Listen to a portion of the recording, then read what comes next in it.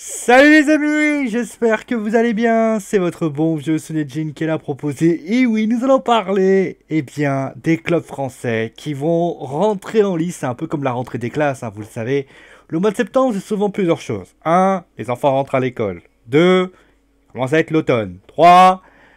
C'est la rentrée de la Champions League. C'est le retour de la Coupe d'Europe, ça y est, oui les gars, oui, nous avons... Bon, je fais du Julien Lepers. Mais clairement, c'est le retour de la Coupe d'Europe. Et qui dit Coupe d'Europe, dit grand match, dit... va falloir raquer un peu plus pour regarder, parce que c'est sur MC Sport cette année. Enfin, des trucs comme ça, bon, rien de bien compliqué. Bon, en tout cas, on va quand même regarder, et ce qu'on va faire, on va analyser les chances des clubs français avant cette première journée. Alors attention, vous avez pu le remarquer, il y en a... Alors, j'ai vraiment du mal avec la perspective. Bon, vous avez 5 clubs, il y en a 6 normalement. La raison est évidente, c'est que à l'heure où j'enregistre cette vidéo, l'Olympique de Marseille n'a toujours pas joué. Donc, je ne vais pas vous faire un foot zone sur l'Olympique de Marseille. Alors, je pourrais faire un bilan, mais étant donné que Guingamp est un peu un poil à gratter cette saison, je préfère attendre un peu, faire ça, et lors du foot zone entre Marseille et Guingamp, je vous donnerai mon avis, surtout qu'ils ont un adversaire assez compliqué qui est Francfort. Donc je vous ferai un point de vue sur les chances de l'OM dans cette première journée, et bien évidemment sur le classement en lui-même, clairement. Ça sera expliqué clairement, vous inquiétez pas, on va pas se prendre la tête plus que ça. Mais voilà, pour ainsi dire, ne soyez pas surpris si le PSG, je me rends compte d'ailleurs, j'ai pas mis ce qu'il fallait. Attendez, je m'occupe de ça. Enfin, donc, clairement, ça sera toujours neutre, bien évidemment. N'hésitez pas d'ailleurs à me dire ce que vous en pensez, si vous pensez que c'est une bêtise, si vous pensez que je suis en train de me raconter n'importe quoi. En tout cas, moi, tout ce que je peux vous dire, c'est que ça sera toujours à la neutralité. Et je n'essaierai pas de vous mentir ou d'autre chose. Bon, en tout cas... Pour cette compétition européenne, donc nous sommes à 6 clubs français, ce qui est bien, clairement, on a déjà 6 clubs français qui sont donnés, mais le tirage au sort n'a pas été relativement très clément, notamment dans les différentes compétitions, et notamment la compétition des 3 clubs en Ligue des Champions, l'Olympique de Marseille, et après, forcément, les 2 clubs européens, bon, Bordeaux et Rennes ont un peu été épargnés, on en parlera plus en détail. On va commencer déjà avec le Paris Saint-Germain. Le Paris Saint-Germain qui donc va sans doute son groupe le plus difficile de cette saison, des différentes saisons. C'est-à-dire que d'habitude, il y avait toujours un adversaire compliqué. L'année dernière, c'était le Bayern. Là, il y a 2 ans, c'était le Real. Il y a 3 ans, c'était le Barça. Clairement, ils ont toujours eu un adversaire compliqué. Là, ils ont quand même un groupe très relevé, il faut quand même le dire, parce qu'on va quand même vous le donner. C'est le Liverpool, Naples et l'Étoile Rouge de Belgrade. C'est quand même pas des clubs anodins. C'est quand même des clubs où tu peux être sûr d'une chose, ça va être un peu des poils à gratter, ces équipes. Et on le sait, Liverpool, bon déjà, alors on parlera plus précisément de Liverpool parce que ça va être le premier match. Je dirais voilà les chances des Parisiens, je dirais voilà si Liverpool, clairement, parce qu'ils vont à Liverpool, ils vont à Anfield, donc clairement ça va être compliqué, mais on en parlera plus en détail. Mais déjà, dans la globalité du groupe, je pense que la deuxième place... La première place sera pour Liverpool. Je ne vois pas Paris réussir à être premier. Surtout que Liverpool fait un très bon début de saison. Je vois plutôt un Naples PSG. Le truc, c'est qu'ils ont quand même eu un calendrier qui est quand même assez empoisonné. Parce qu'ils se prennent Liverpool direct. Ils auraient pris Naples et après ils auraient pris l'Étoile Rouge. Ils auraient pu avoir 6 points, être tranquilles et après recevoir Liverpool en étant un peu plus rassurés. C'est ce qui s'était passé l'année dernière. Ils avaient affronté le Bayern au 2e ou au 3e match. T'as le temps de te refaire une petite cerise, etc. Là, clairement, tu te prends le plus gros d'un coup et là, tu es obligé de te mettre... Alors, d'un côté, tu te dis aussi, c'est une bonne chose parce que t'es, entre guillemets, ça y est. On va arrêter les conneries. La compétition, alors Nasser qui avait dit d'ailleurs, Thomas Tuchel est le meilleur entraîneur du monde. C'est bon, tu veux pas lui faire de la lèche un petit peu quand même, faut arrêter.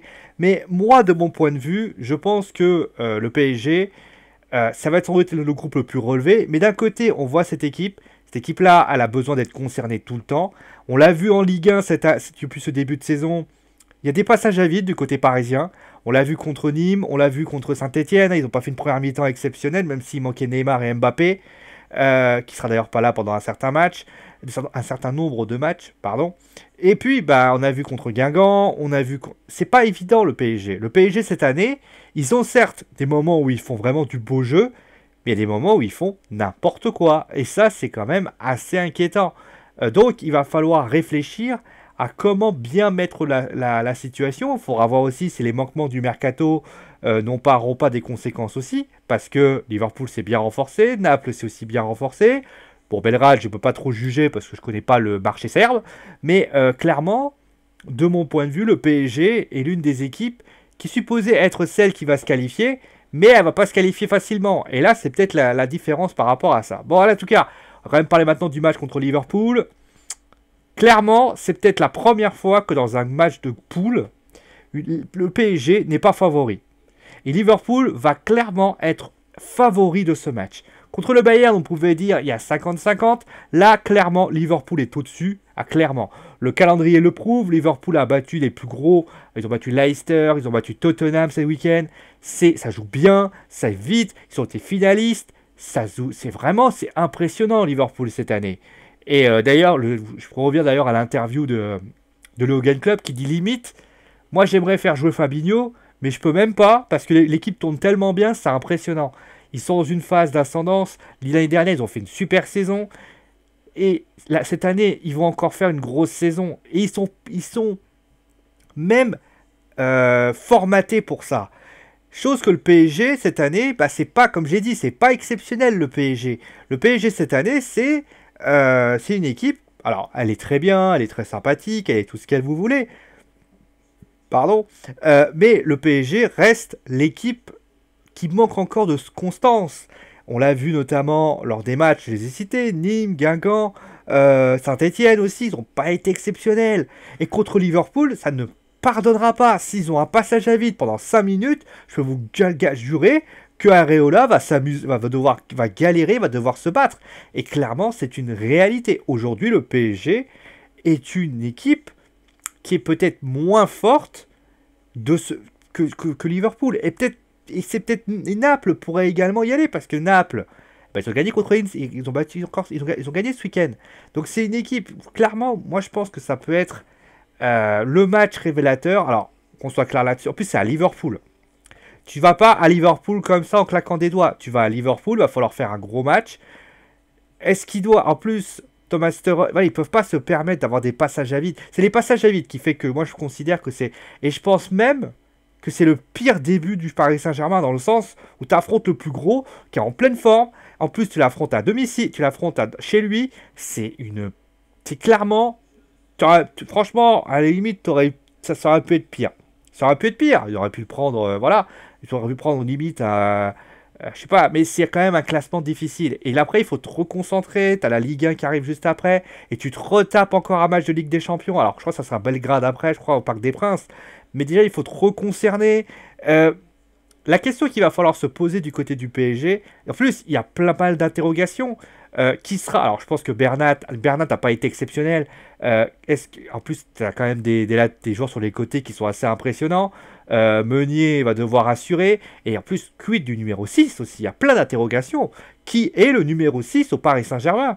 Diarra n'a pas été l'exceptionnel. Vous voyez même qu'il a été catastrophique. Donc il va peut-être partir sur un 4-2-3-1. Le 4-2-3-1, il y a Lo Celso qui est plus là. Est-ce qu'il va tenter un coup avec mettant des jeunes ou est-ce qu'il va tenter différemment? On sait qu'il y a Mbappé, Neymar qui devraient revenir. Il y a beaucoup d'interrogations par rapport à ça. Et c'est peut-être Marquinhos au milieu de terrain. C'est beaucoup d'interrogations qui, selon moi, va coordonner peut-être, sans doute. C'est pas Paris n'arrive pas en terrain conquis rassurant comme l'année dernière, même face au Bayern. Le Bayern, tu te disais, ah, quand même, ça jouait bien. Là, ça joue pas bien. Ça joue bien, mais par intermittence. Et là, quand même, il faut faire attention. Bon, après, c'est pas l'équipe la plus... je dis ça, alors, je vais quand même modérer mes propos. Si ça avait été Belgrade de départ, j'aurais dit formalité. Parce que bon, le Belgrade, c'est quand même facile à jouer. Alors, tu me diras, le contexte belgradien, hein, serbe, est quand même difficile. Parce que quand même, il y a un contexte, il y a un stade, etc. Mais je me dis que le PSG, il pourrait prendre 3 points. Là, tu affrontes Liverpool, premier match, à Anfield. C'est le match, vraiment, il va falloir faire attention, quoi. Après, je pense que si Paris ramène un nul, je pense que Paris pourra déjà se dire qu'ils ont déjà fait le plus dur, et après, il faudra rassurer pour le Parc des Princes. Après, une défaite contre Liverpool ne remet pas en cause, je dirais même plus. S'ils perdent contre Liverpool et qu'après ils gagnent contre l'Étoile Rouge de Belgrade 2 fois, contre Naples 1 fois et qu'au Parc des Princes ils font un coup face à Liverpool, j'ai envie de te dire, bah, le match il est tranquille hein, pour l'instant. Pour moi, le PSG, rien n'est perdu, mais bon, à débuter contre Liverpool, c'est pas l'assurance Tourix. On va passer maintenant à Monaco. Alors, le groupe de Monaco, je vous le donne. Il est là. Voilà, le groupe de Monaco. Donc, un groupe un peu plus homogène avec donc Dortmund, Bruges et l'Atlético Madrid. Alors, on a dit oui, c'est un groupe de la mort, etc. Non, pour moi, c'est plutôt un groupe homogène. Dortmund reste une équipe dangereuse, mais c'est pas le grand Dortmund. Hein. C'est pas une équipe qui, voilà, elle est friable, cette équipe. Elle est friable, cette équipe de Dortmund. Et elle peut, pour y aller. D'ailleurs, voilà, Bruges, bon, a priori, s'ils font pas les cons, ils peuvent gagner. Et l'Atlético Madrid. Et justement, on va en parler parce que ça va être le futur adversaire de Monaco. Alors, on va commencer déjà par Monaco. J'en parlerai plus de l'Atlético. Alors, on va commencer par l'Atlético Madrid. Vous verrez dans le JDF que je vais vous faire ce soir. C'est sans doute l'Atlético Madrid le plus faible qui pourrait être donné. Un jeu un peu plus difficile, ça joue moins bien. On sent que cette année, l'Atlético est moins conquérant que cette année. C'est pas terrible, hein, clairement, ça joue pas terrible. Il y a moins de grinta, tu sens moins les joueurs sont moins... Il y a moins cette niaque que pouvaient avoir les saisons précédentes. C'est le pire début de saison depuis 2009, ce qui est quand même révélateur quand même du mal-être de l'Atlético Madrid. Et là où Monaco, qui a déjà une infirmerie quasiment pleine, alors j'ai vu, il y a Golovin revient, Falcao il a les gastro, hein, clairement, voilà, il fallait qu'il en chie maintenant. Hein. Et après tu as, comment il s'appelle, donc il y a pas mal de joueurs qui sont blessés, alors Ronny Lopez, etc. Là, Jardim, il doit composer avec une équipe très jeune, et en plus de ça, Monaco est pas en bonne honneur de santé. Défaite contre Marseille, où concrètement ils ont réussi à prendre l'avantage. Ils se font washer Wengueri, et contre Toulouse, ils font un match catastrophique. Ils sont pas bien. Ils mènent au score d'ailleurs. C'est quelque chose qui est étonnant d'ailleurs face à Monaco aussi. C'est que d'habitude, quand Monaco menait au score, Monaco, ils arrivaient à gérer. Là, cette année, Monaco, défensivement, c'est pas terrible aussi. Et face à une équipe comme l'Atlético Madrid, qui d'ailleurs a une grosse capacité défensive, mais qui, par un petit geste, peut gagner son match, ça peut être, comme qui dirait, vraiment inquiétant. Je pense que le PSG, enfin que l'AS Monaco cette année, je vais noter ça avec le PSG, tiens, que Monaco cette année, là, ce match-là, ça va être un match d'équipe en difficulté. Clairement, on a l'Atlético d'un côté, alors après, c'est révélateur, qui c'est qui est plus en difficulté, je ne vais pas juger dans ce débat-là, mais je pense que l'Atlético Madrid va vouloir se relancer. Et c'est le meilleur moyen, c'est de taper Monaco, hein, clairement. L'autre côté, Monaco, ils vont retrouver Falcao, il n'y a pas de souci là-dessus. Mais face à une équipe, j'aimerais pas que Monaco fasse une deuxième saison comme l'année dernière. On l'a vu, hein, l'année dernière, ils avaient été catastrophiques. Et c'est quand même quelque chose de compliqué. Et un mauvais démarrage pourrait entraîner des difficultés. Je ne sais pas s'ils affrontent, j'ai plus, parce que j'ai préféré prendre le Paris Saint-Germain, j'ai vu Liverpool et tout. Mais il faudra qu'on se demande... Clairement, je vais vous regarder ça direct. Clairement, je pense que le PSG, je pense que l'AS Monaco, il va falloir serrer les fesses, il va falloir serrer tout ce qui va pouvoir être serré parce que ils reçoivent déjà, voilà, ils reçoivent l'Atlético Madrid. À voir, ils reçoivent l'Atlético Madrid. Là, il faut prendre les 3 points, sinon, ça va être compliqué. Surtout parce qu'après, ils vont à Dortmund, ils vont à Bruges. C'est compliqué. Mais voilà, s'ils perdent ce match, voilà. Mais clairement, face à une Atlético Madrid un peu plus en difficulté, il faut y aller. Et puis de toute façon, si tu perds, tu perds. Mais là, ils veulent dire juste, voilà, on fait un match nul et tout. Je pense que ce sera compliqué par rapport à ça. Bon, on va terminer avec le troisième. Lyon. Lyon qui donc est dans le groupe... alors, que je vous retrouve le groupe. Ah, le groupe F. Le groupe F avec donc Manchester City. Ça va être leur premier adversaire d'ailleurs. Manchester City, le Shakhtar Donetsk et enfin Hoffenheim. Groupe assez homogène. Quand même bien, jouable. Parce que City c'est mort, hein, on va pas se mentir. Mais Donetsk et Hoffenheim, surtout qu'Hoffenheim a perdu ce week-end, c'est jouable. Honnêtement, Hoffenheim, je crois que ça va être la première ou la deuxième Ligue des Champions qu'ils font. Donetsk. Alors, Donetsk, c'est un peu le poil à gratter. On ne sait pas vraiment ce qu'ils valent vraiment. Ils ont perdu, je crois, Fred lors de cette intersaison. Mais ça reste une équipe voilà, qui est jouable. Hein. Clairement, si Lyon fait pas les cons, ils peuvent gagner. C'est une équipe qui peut prendre la deuxième place. Moi, je pense que Lyon, là, cette année, ils n'ont pas pris un groupe compliqué. C'est jouable. Le problème, c'est que c'était avant. C'était avant de, malheureusement... Alors, certes, ils ont eu un petit sursaut. Je crois qu'ils ont battu Dijon, je sais plus qui, avant la trêve, je sais plus. Alors, le match contre Caen... Alors, on va pas se mentir. Le match contre Caen, c'était un match, mais d'une... Alors, ça peut arriver, hein. Il y a des fois, ça... Mais j'ai quand même la nette impression que c'est quand même compliqué. Alors, je sais qu'il y a eu des retours d'internationaux, mais le PSG a eu des ordres internationaux. Et finalement, ils ont réussi à battre 4-0. Hein. Donc, c'était compliqué. Mais là, ils affrontent City. City qui est en pleine bourre, c'est la grosse équipe de City. Hein. C'est pas la petite équipe de City. Et plus important, ils vont d'ailleurs à... Alors, je sais plus, l'Emirates Stadium, je crois. Non, ça c'est Arsenal. Je sais plus. Bon, ils vont du côté de City. Alors, moi, je serais Lyon.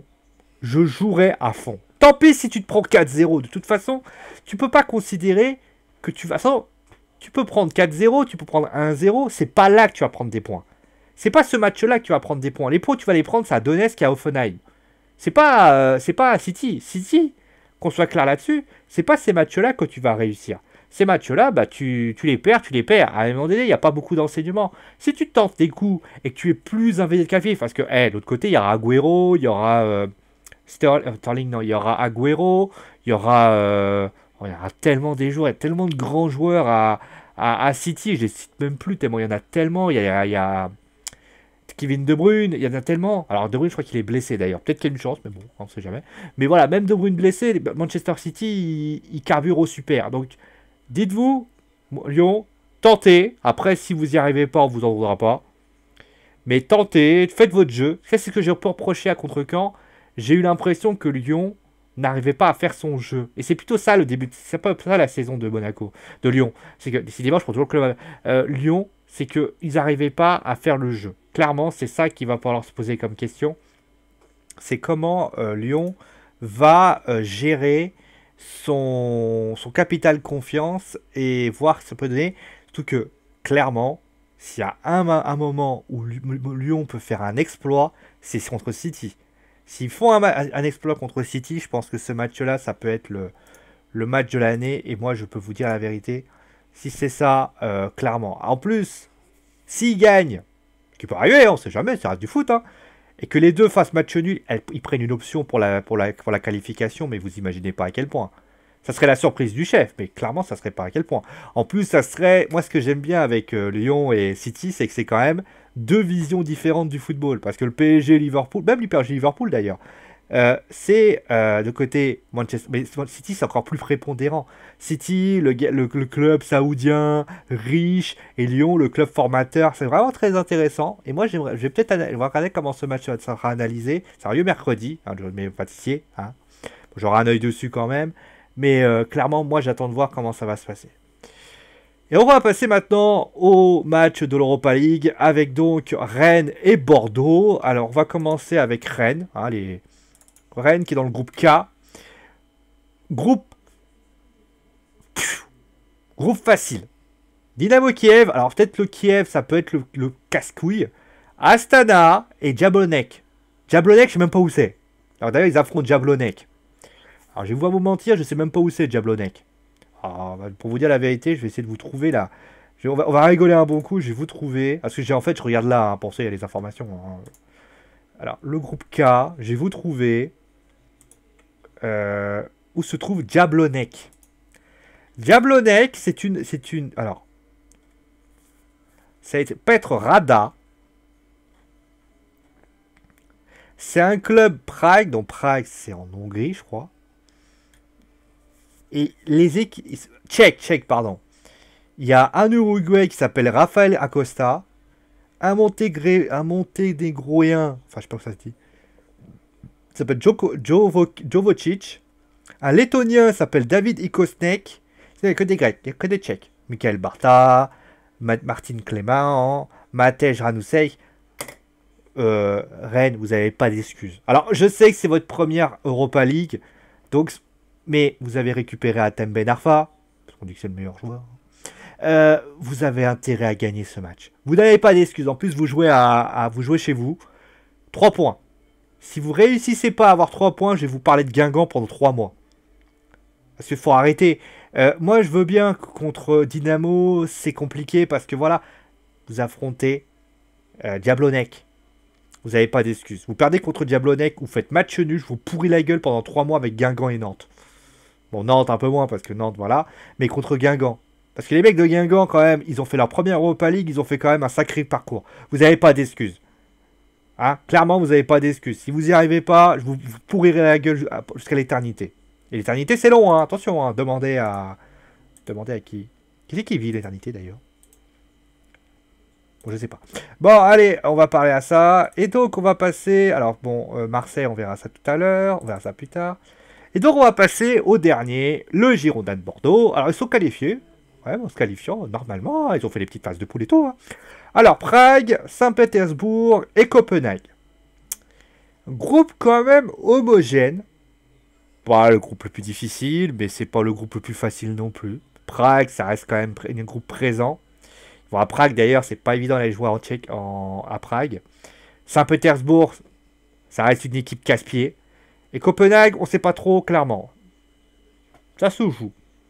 Je pense qu'ils peuvent grappiller des points de sida. De toute façon, là où je vais condamner les clubs français, c'est que tu te retrouves quand même avec 3 équipes qui sont prenables à domicile. Si au moins à la limite tu veux pas jouer les matchs à l'extérieur, t'en prends 1 point. Prenez 1 point. Je sais pas, là t'affrontes Prague, tu prends 1 point. 1 point. Après tu te prends Saint-Pétersbourg et Copenhague, tu prends 6 points. Ça te fait 7. Après contre Prague, tu prends 3 points, t'as 10 points. Ça y est, après, tu veux pas être premier, deuxième, on s'en fout. Il faut comprendre une chose. Rennes, plus vite vous êtes qualifié, plus vite vous faites. Écoutez les gars, on se retrouve en mois de février. Hein. Et j'ai envie de vous dire, c'est comme ça que doit fonctionner. Parce que le problème, on va dire, ah bon, c'est un peu moins l'année dernière. Parce que l'année dernière, on a vu Lyon et Marseille ont vraiment joué le jeu. Mais il y a 2 ans, il y a 3 ans, moi j'ai entendu le frère de Francis Gillot qui reste encore dans ma tête. Ouais, mais on peut pas la jouer parce qu'il y a trop de matchs. Quoi, les Portugais, les Tchèques, les Ukrainiens, vous croyez vraiment qu'eux, ils se posent cette question-là? Non, c'est une compétition. D'ailleurs, je tiens à le dire, ce n'est pas une honte, si le PSG part en Europa League. Parce que je peux vous garantir que si le PSG devient champion de l'Europa League, ça sera quand même une très bonne nouvelle. Demandez à Atlético Madrid, demandez à Manchester United, demandez à ces clubs qui ont gagné l'Europa League, et ben ça fait une place sur le trophée. Et le PSG pourra dire, j'ai été le premier à remporter l'Europa League. Moi je me souviens toujours de la première saison des Qataris qui disaient, oh moi j'aime pas. D'où t'aimes pas? T'as un match, tu fais, ah. Ce 3e c'est jouable pour Paris. Alors je sais qu'on dit oui manque d'ambition machin. Faut quand même dire ça. Bon, voilà un petit peu ce qu'on avait à dire sur ça. Alors Bordeaux, bon, ça on peut remettre la tête à l'endroit, bon c'est compliqué. Il y a Marcelo qui est arrivé, Ricardo qui est arrivé, Ricardo qui est arrivé. À voir comment ça va se passer. Car clairement, ça joue comme ci comme ça, mais c'est jouable. Clairement, rappelez-vous de ce que j'ai dit. En tout cas, la seule équipe pour moi que j'en voudrais à vie, s'ils sont pas qualifiés pour le prochain tour, c'est Rennes. Parce que j'aime pas la Bretagne, mais parce que c'est le groupe le plus facile des 5. Hein. Paris, j'en parle même pas, vous savez pourquoi. Monaco, ils sont pas au mieux, mais clairement, groupe homogène, mais bon. À Dortmund, faut les passer quand même, les mecs de Dortmund. City, Lyon, à part City, oui, mais ouais, pourquoi pas. Après, t'as Lyon. Alors voilà. Rennes, Lyon. Ah, Marseille, c'est compliqué. Hein. Marseille, en plus, ils ont leur truc de sanction de l'UEFA. Alors, on va regarder le groupe de Marseille en même temps, tiens, pendant qu'on est, tu vois. Ah, vous avez quand même la Lazio et Francfort, donc on peut imaginer. Alors, voilà. Alors, on reprend. Rennes, Lyon, Bordeaux, ah, même si c'est un peu plus homogène, Marseille, Monaco, Marseille et Paris. Bon, Paris très haut, hein. Bon, vous devez voir pourquoi. Bon, voilà un petit peu ce qu'on avait à dire sur les différentes chances des clubs français. Je rappelle que le Marseille, ça sera plus tard. Merci à vous tous d'avoir suivi l'émission. Je vous fais des gros bisous et je vous dis à très vite, bien sûr, pour un nouvel épisode de Foot Zone. En tout cas, gros bisous tout le monde et ciao! Et ça les donne.